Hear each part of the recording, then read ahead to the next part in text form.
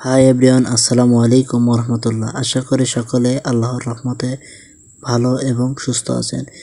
Medicine পয়েন্টের পক্ষ থেকে আমি মোহাম্মদ মাজেদুল ইসলাম আপনাদের মাঝে হাজির হলাম আরও একটি নতুন ভিডিও নিয়ে।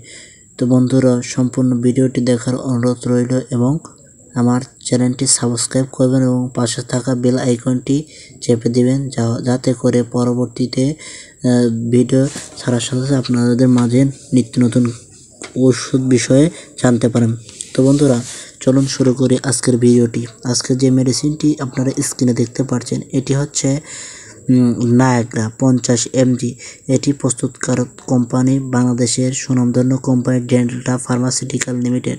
আজকে আমি যে মেডিসিনটি নিয়ে আলোচনা করব, এটি মূলত একটি ওয়ান টাইম ওষুধ।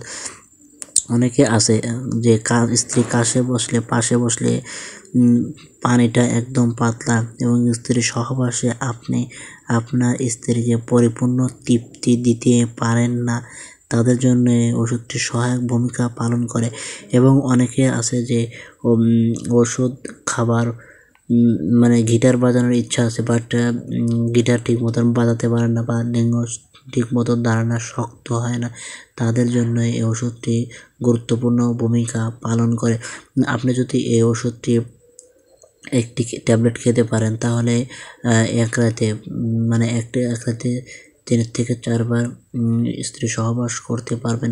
প্রথম অবস্থা হয়তো বা আপনি 2-3 মিনিটের মধ্যে বীর্যটা আউট হয়ে যায়, বাট পরবর্তীতে 2 থেকে 3 বার যে আপনি স্ত্রী সহবাস করবেন 1 থেকে 1.5 ঘন্টা বা তারও সময় বেশি নিয়ে, এই ওষুধটি যাদের বড় বড় ডাক্তাররা প্রেসক্রাইব করে থাকেন, এই জন্য যাদের লিঙ্গের শীতলতা আছে বিশেষ বা ইলেকট্রিক ডিসফাংশন, বিশেষ করে যারা মাস্টারবেশন বা হস্তমর্দন করে লিঙ্গ একদম শক্ত হয় না, নরম হয়ে থাকে, তাদের জন্য ডাক্তাররা স্বল্প সময়ের জন্য, বেশি সময়ের জন্য না, স্বল্প সময়ের জন্য এই ডাক্তাররা প্রেসক্রাইব করে থাকে। এটি খাবার ফলে আপনার যে মাস্টারবেশন বা হস্তমর্দন করার ফলে আপনার যে এই লিঙ্গের যে ইলেকট্রিক ডিসফাংশন হয়েছে সেটি আস্তে আস্তে দূর হয়ে যাবে।